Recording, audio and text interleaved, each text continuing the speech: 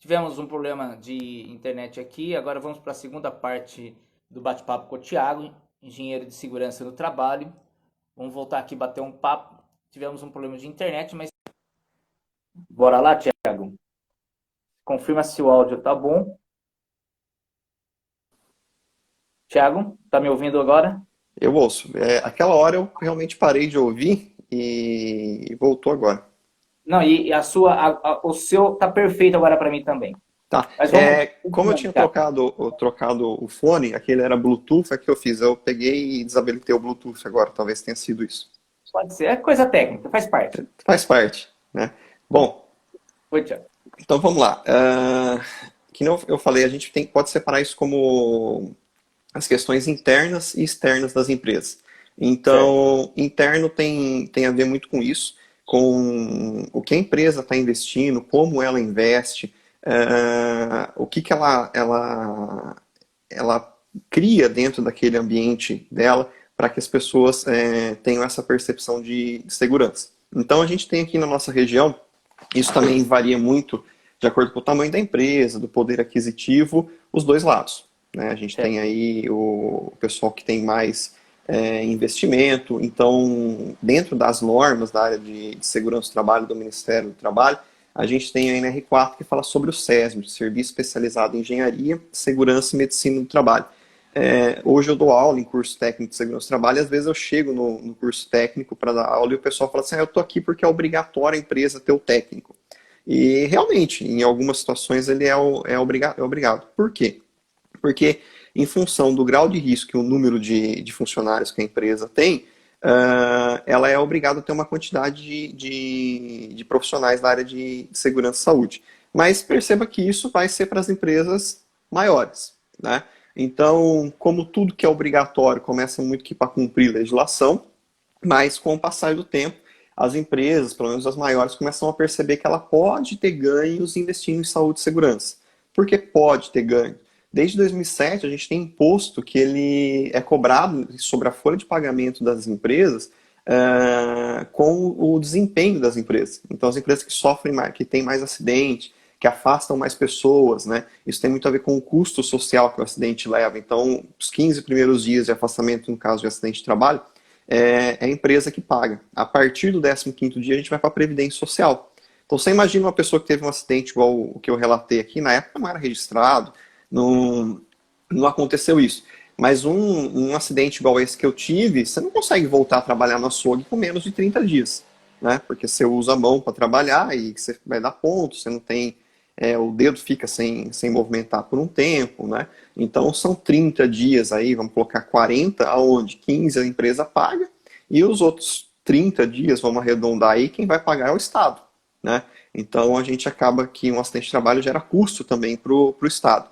Esses números são analisados pela Previdência Social, isso tem uma fórmula que é jogada, e aí as empresas têm um que chama de fator, que vai de 0,5 a 2.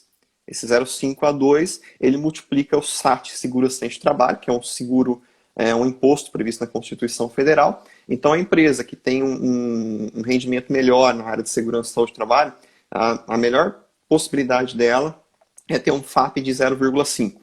Então, qualquer coisa que você multiplicar por 0,5 é como se você dividisse no meio.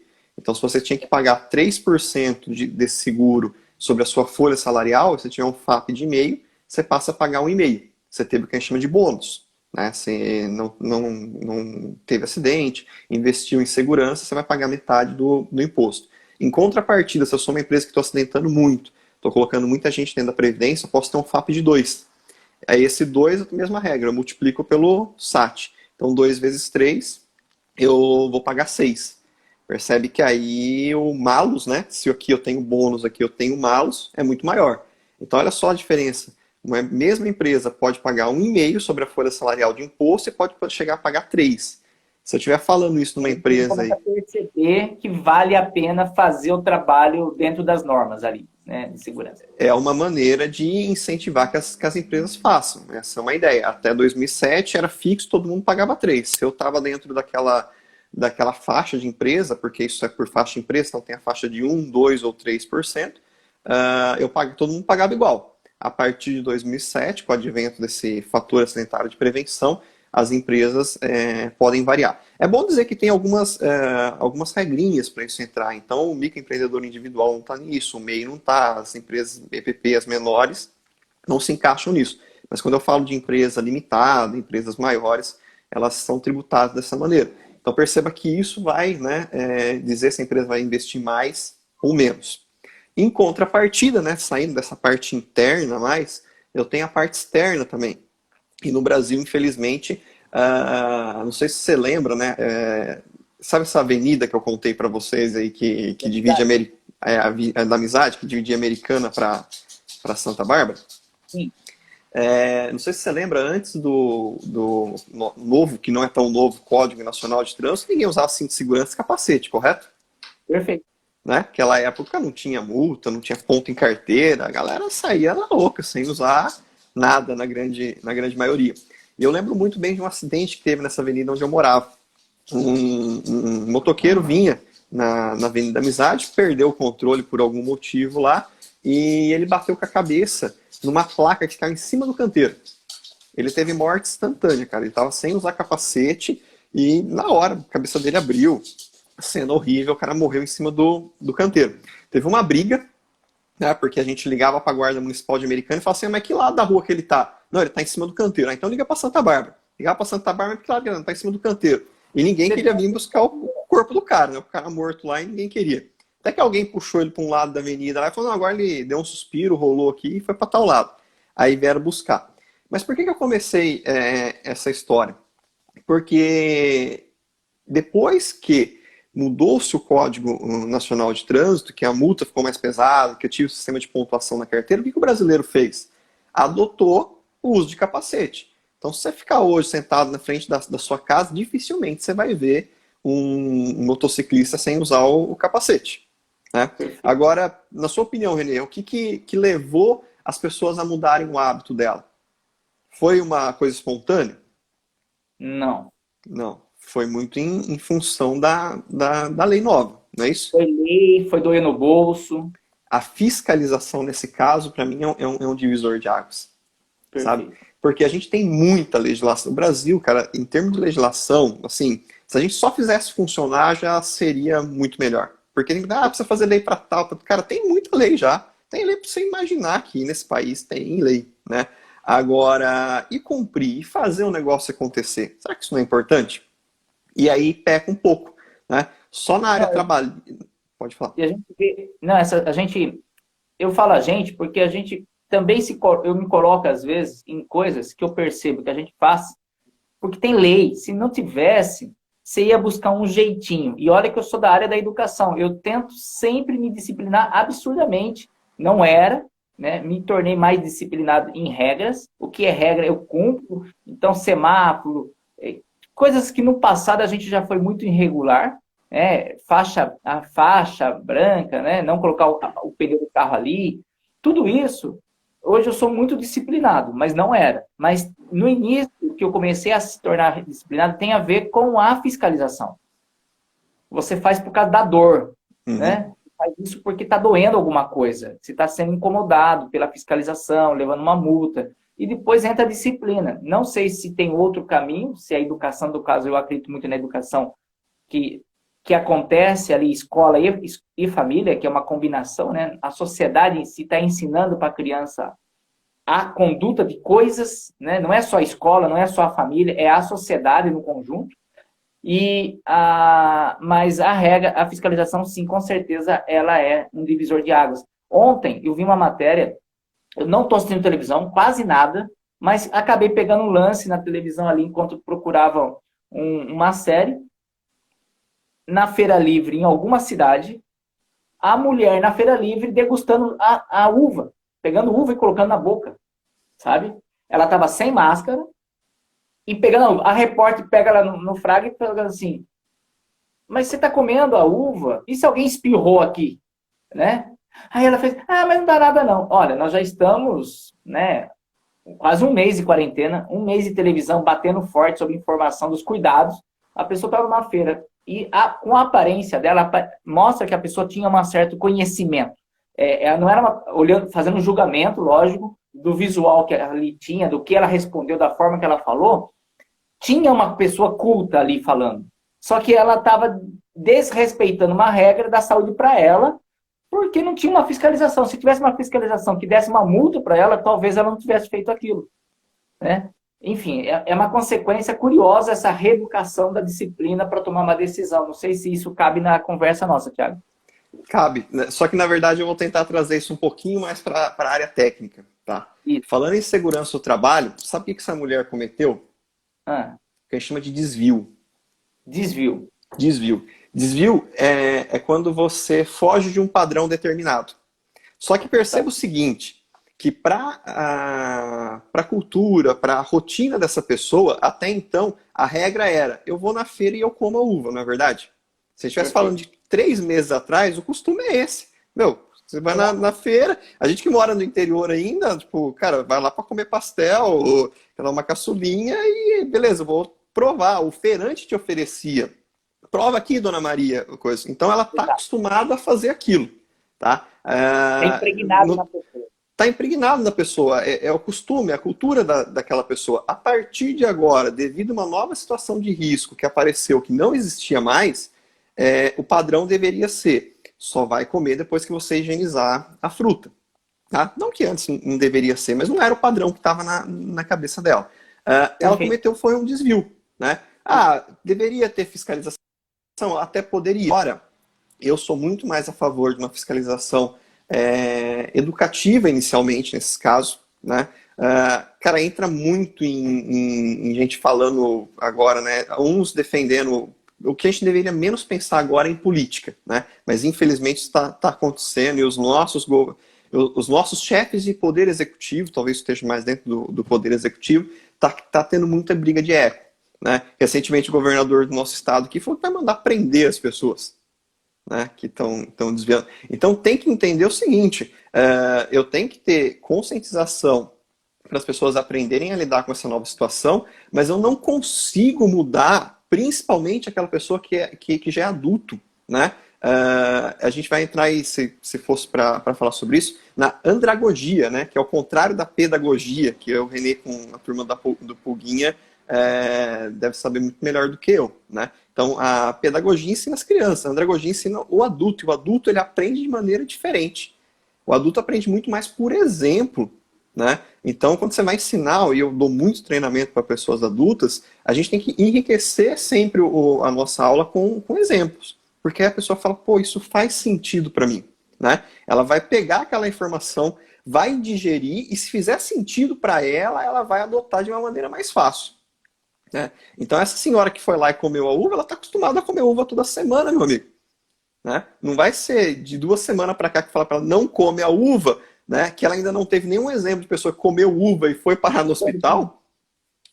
Pode Então, do falar, ponto de Renan. vista vamos falar, de saúde e segurança no trabalho, o que ela cometeu um desvio é considerado uma normalidade, já que ela está num processo de aprender a se adaptar, porque está no chip dela um hábito, e esse aprender requer um tempo, vamos dizer assim. Então, é aceitável, vamos dizer, que na empresa passe por esse processo de adaptação, que alguns vão resistir, outros vão fazer com mais facilidade. Isso pode acontecer mesmo dentro da empresa. Isso acontece, o poder acontecer vai estar muito ligado com o grau de maturidade de segurança que as empresas têm. Então, se a gente estiver falando de uma empresa que tiver um grau de maturidade mais alto, ela muito provavelmente, não que ela não vai aceitar. A gente tem um estudo bem antigo na área de segurança do trabalho que chama Pirâmide de Frank Bird. Então, aquela velha representação gráfica de pirâmide, né? A base da É. pirâmide são os desvios. Então, se eu vou pegar só os dois extremos, a base da pirâmide diz o seguinte, que para cada 600 desvios que a corporação tiver, lá no topo da pirâmide vai transformar em um acidente grave ou fatal. E aí no meio do caminho a gente tem os quase acidentes, com 30, se não me falha a memória, e 10 acidentes de proporções mais leves, para chegar no topo da pirâmide com um acidente grave e fatal. Então perceba o seguinte, matematicamente a chance de cada desvio virar é 1 para 600. Isso não quer dizer que ela vai cometer 599 e nos 600 vai acontecer um acidente grave. Mas tem aí uma tolerância, né? Agora, o que a gente precisa fazer se a gente quiser evitar acidente grave e fatal dentro de uma empresa? Trabalhar na base da pirâmide. E aí, aquilo que eu estava falando no começo, mudar a cultura interna da segurança da empresa.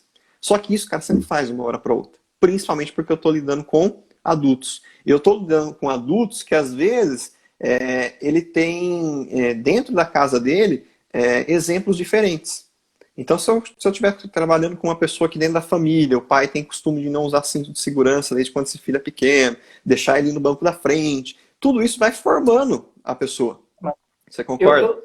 Meus parentes vamos falar assim, na época de sítio mesmo, né? Isso já tem muitos anos. O próprio processo de segurança de usar um agrotóxico ali, usar luva, usar uma camisa comprida, que é em benefício de quem está usando, a própria pessoa sabendo que aquilo vai fazer mal para ela, ela acaba não usando uma máscara, que tudo aquilo que está ali. Porque é o tal do hábito, né? O tal da consciência. Esse desvio acaba acontecendo e, inevitavelmente, é o processo da reeducação, vamos dizer assim, né? Sempre se adaptar a algo que, com certeza, é melhor para a gente, mas no início dói, a mudança dói, né? Seria isso, Thiago? Seria. E quando você falou do agrotóxico, é um bom exemplo, porque a área de segurança, saúde do trabalho, né? A gente fala de saúde e segurança. Por que a gente tem esses dois termos? Os ambientes de trabalho, eles têm intrinsecamente dentro deles o que a gente chama de riscos. E esses riscos podem ser físicos, químicos, biológicos, né? Então, tem alguns riscos que ele vai deixar o pessoal doente, por isso que a gente fala de saúde, e tem alguns riscos que têm consequência imediata, que levam a um acidente de trabalho. Então, quando você fala de agrotóxico, qual é a consequência de uma exposição prolongada ao agrotóxico? Muito provavelmente um tipo de doença. Pode ser uma dermatite, pode ser uma doença respiratória, digestiva, dependendo do agrotóxico que eu uso até no sistema nervoso central, enfim. Aquela exposição ao agente químico vai deixar a pessoa doente, mas isso vai ser a longo prazo, cara. Vai demorar muito para a pessoa ver qual que é a consequência. Então é muito mais difícil uma pessoa se conscientizar a se proteger de um agrotóxico do que, por exemplo, colocar a mão num eixo que está ligando lá o trator a um implemento agrícola que ela conectou. Por quê? Porque o cara tá vendo o eixo girando e fala, cara, se eu colocar a mão ali, eu perco o dedo. Então o cara não coloca o dedo porque ele fala, cara, vai dar merda, né? Vai dar um acidente aqui. É maior ali, né? Por quê? Porque você consegue enxergar a consequência de maneira imediata, né? Essa é a diferença de um acidente para uma doença na saúde e segurança do trabalho. O acidente é imediato. Eu coloquei a mão ali, cara, não precisa ser 2, 3 vezes. Você vai perder o dedo, vai ter um corte, vai fraturar já logo de cara. Tiagão, então, oi. Não, perfeito. O que é visual acaba sendo mais rápido a pessoa aprender do que algo que ela fala, isso aí não vai dar, isso não vai dar nada, né? Ô, Thiago, por incrível que pareça, cara, nós já estamos com 40 minutos. Lógico que teve alguns imprevistos, mas foi rápido. 40 minutos de bate-papo, meu irmão. E a gente gosta... E eu nem me apresentei, nem falei como que eu cheguei na engenharia de segurança ainda. Pois é, olha só que bacana. A gente, vamos falar assim, o nosso papo ficou agradável, ficou passando ali, deu 40 minutos, cara. Eu queria que você falasse ali, fizesse um fechamento, para a gente ir para o quadro Somos Contadores de Histórias, porque basicamente, daqui a pouco, senão o Instagram derruba a gente, 40 minutos, bacana a live. Se você quiser concluir a sua ideia ali sobre como você chegou a engenheiro e a gente você fazer um fechamento sobre o que você vê que a gente pode, né, nesse momento, qual vai ser a nova atitude, como que você está vendo essa situação e qual a sua função nesse momento de quarentena, enfim. Fica à vontade. Então tá bom, vou terminar a história de como que eu cheguei a engenheiro de segurança, né? Então eu estava lá na Prefeitura Municipal de Americana, fazendo estágio em meio ambiente, tinha alguns amigos que estavam na mesma equipe, fazia técnico de segurança, fui fazer técnico de segurança. Aí quando eu estava fazendo curso técnico em segurança, cara, foi coisa assim, de um mês apareceu um estágio, eu fui me candidatei ao estágio e comecei a trabalhar numa consultoria na área de segurança, fazendo o técnico, e ali eu fui apresentado, foi a primeira vez que eu entrei em indústria mesmo, sabe? Até então eu nunca tinha trabalhado com indústria, e eu fiquei maravilhado, né? Eu lembro até hoje a primeira vez que eu vi uma caldeira, né? Um equipamento gigantesco, não entendia muito como aquilo funcionava, e aí o pessoal, eu fui fazer uma inspeção naquele equipamento, e trabalhei durante 1 ano e meio com muito engenheiro, conheci muito processo diferente, Na época, a empresa que eu trabalhava tinha uma clientela muito grande na área de Ribeirão Preto, aqui no interior paulista. Então, com esse processo de cana-de-açúcar em usina, fábrica de refrigerante na Coca-Cola, cara, conheci muita empresa grande e falei, não, eu quero ir para a área de segurança. E aí o próximo passo, depois de ser técnico de segurança, era ser engenheiro. Comecei a fazer engenharia, terminei a engenharia de produção, aí eu fui fazer pós-graduação em engenharia de segurança, para pegar o título de engenheiro de segurança. Nessa época eu já trabalhava para a Telefônica como técnico de segurança. Terminei engenharia de produção. Por ter trabalhado muito tempo com caldeira, a NR13, a norma do Ministério do Trabalho, eu não podia assinar. Eu dava muito treinamento, fazia inspeção e não era profissional habilitado. Aí eu fui fazer engenharia mecânica, então eu tenho formação em três engenharia hoje, sou engenheiro mecânico de produção e de segurança do trabalho. Fui fazer mecânica para ser o profissional habilitado nisso. Trabalhei por um tempo aí como gerente de algumas consultorias. Em 2015 eu abro a minha empresa.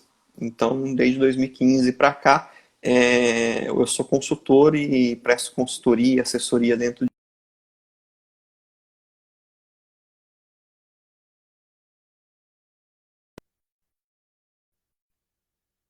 Então, hoje eu dou aula em curso de MBA, na matéria de saúde e segurança do trabalho.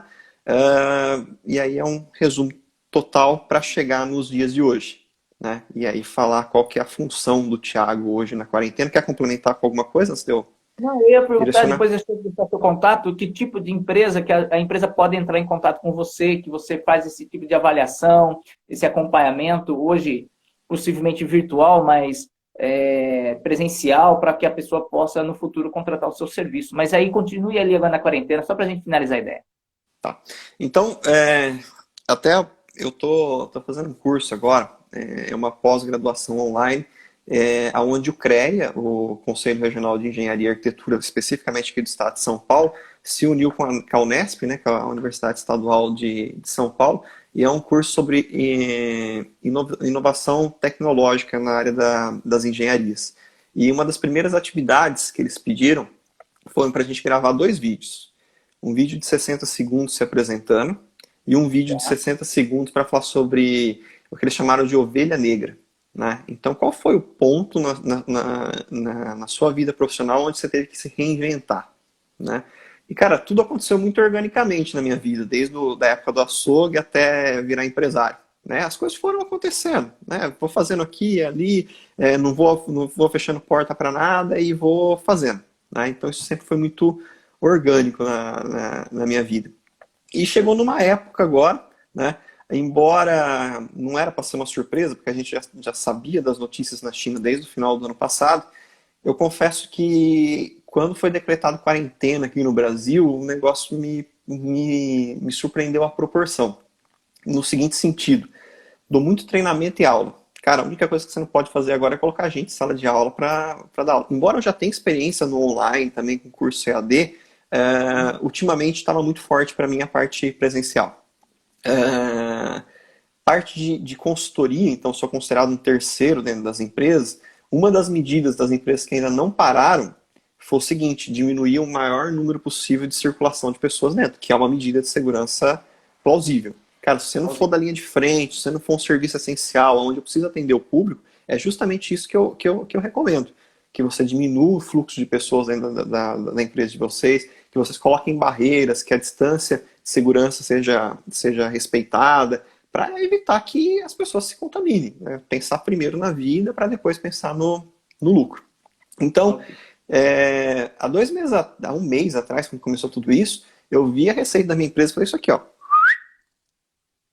É 80, 90% da receita despencar. Né? O que eu tive que fazer? Inicialmente, eu peguei a primeira semana e vi tudo que dava para cortar de despesa fixa, por isso que é importante você medir, né? O engenheiro gosta muito de número, então sempre tive muito controle dos gastos. Tudo que eu conseguia cortar de despesa aí que era fixa mensal, mas que teoricamente poderia cortar, até porque eu tive muito cancelamento de serviço, então tem muita coisa que automaticamente já cai o custo.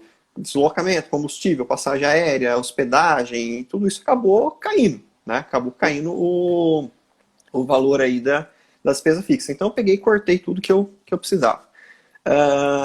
e entrei numa quarentena meio que forçada, né? Então, tem um cliente hoje que ainda está trabalhando, que é do ramo da construção civil. Eu vou a cada 2 semanas, o processo de orientação está sendo muito mais online, então não paro automaticamente, mas eu estou aproveitando essa quarentena, assim, estou fazendo muita pouca live, eu estou vendo que tem muita gente que está aproveitando isso, né?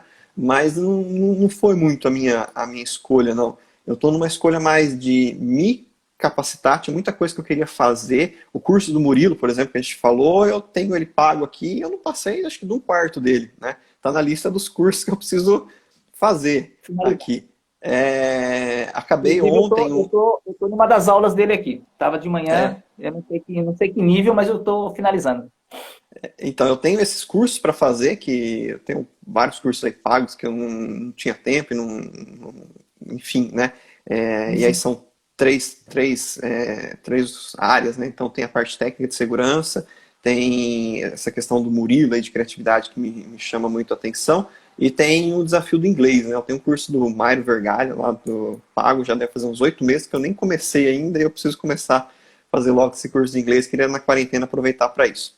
Estou levando alguns projetos em paralelo, então ontem eu acabei um draft de um e-book para a instituição de ensino de Goiânia que eu dou aula, falando sobre a área técnica da área de segurança, então mandei para o meu coordenador, tenho que Mas lá terminar em agora. Goiânia, já era online na época? Não, esse curso, essa instituição de ensino que eu dou aula, ela fica em Goiânia, mas nós temos 37 turmas no Brasil inteiro. Tá. Então, esse curso de MBA funciona o seguinte: as turmas têm aula só uma vez por mês. É aula de sexta à noite, sábado o dia inteiro e domingo até a hora do almoço. Então, pelo menos uma vez por mês, duas, eu acabo estando em alguma capital do país dando aula para uma turma, Podendo. né? Perfeito.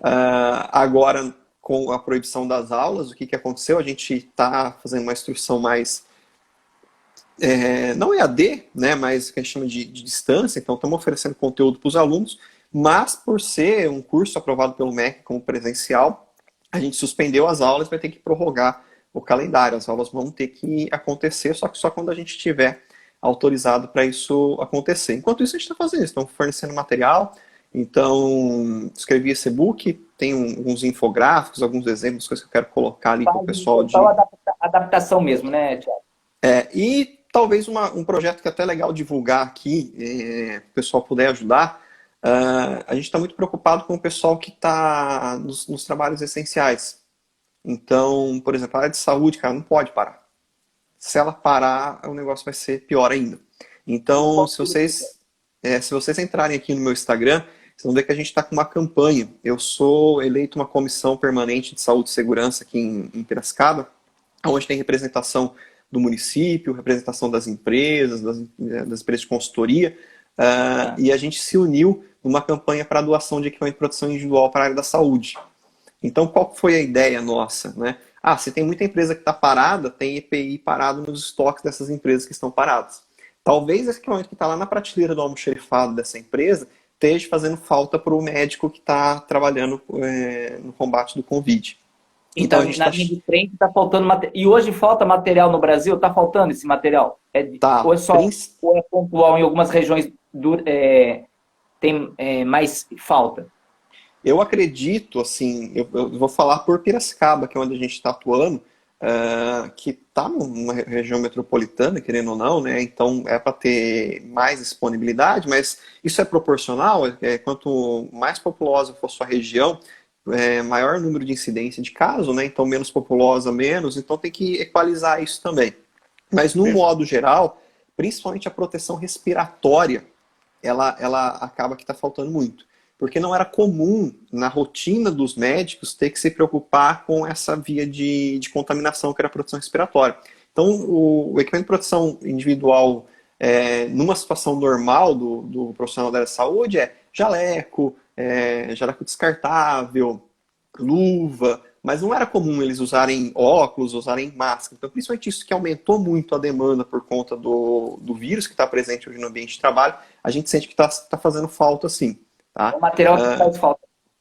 Faz falta. Então a gente está convidando aí quem puder entrar em contato com a gente, pode me mandar um direct aqui no Instagram. A gente está Eu vou colocar arrecadando, o link tá? seu também.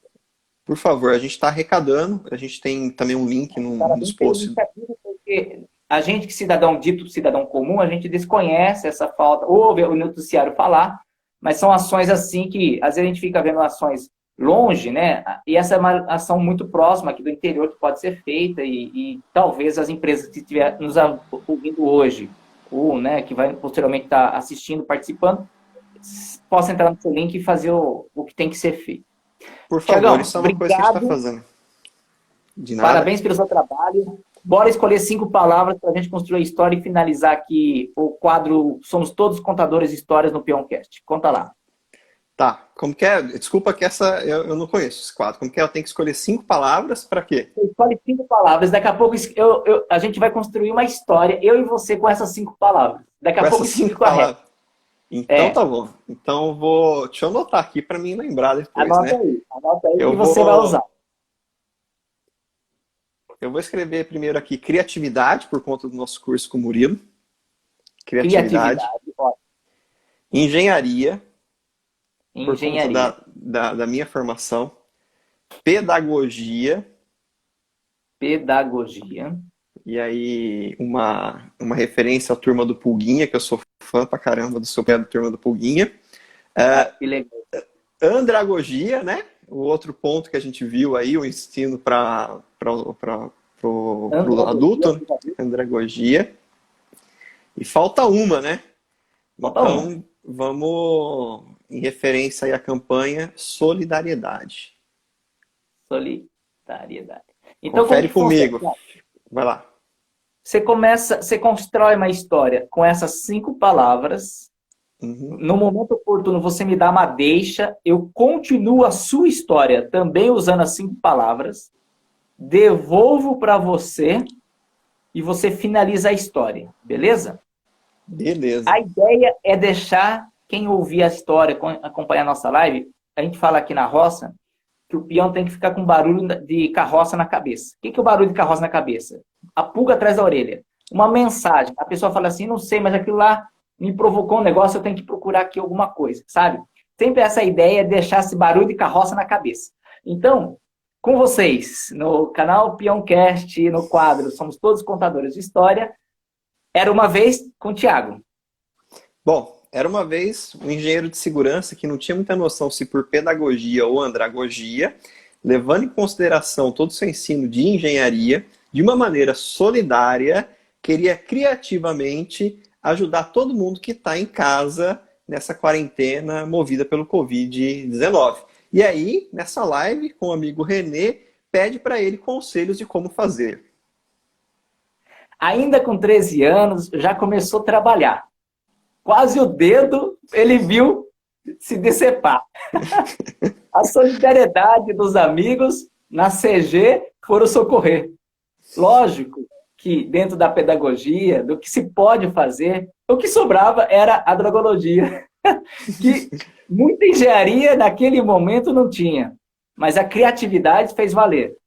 Cresceu, viveu, viajou, se tornou engenheiro, por vários motivos da vida.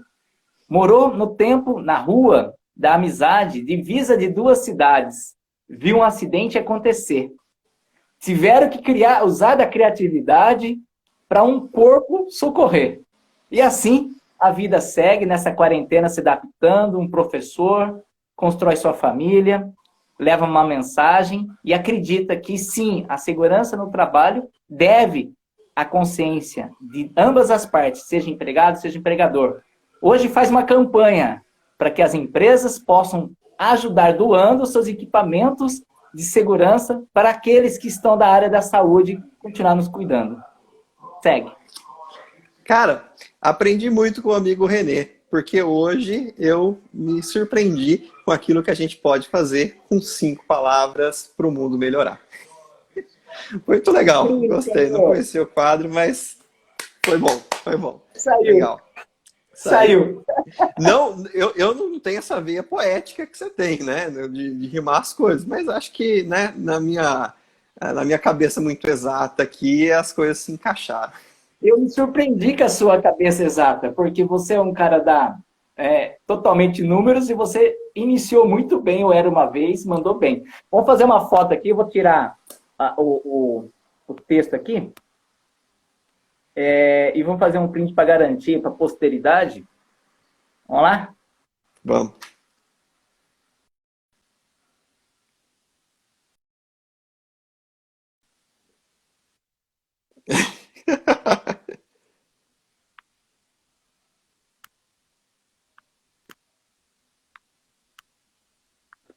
Quase sem respiração aqui.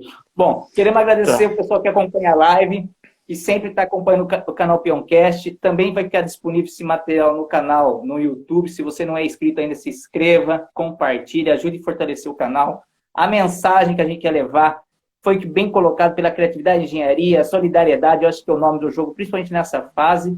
Thiago, parabéns pela sua história de vida profissional e que, graças a agradecer a academia novamente da Criatividade de Campinas, que nos conectou. E sucesso para nós e vamos passar essa fase, se Deus quiser. Tudo vai passar e tudo vai ficar bem, pessoal. Vamos acreditar. Tchau, obrigado, Thiago. Tchau, valeu. Valeu.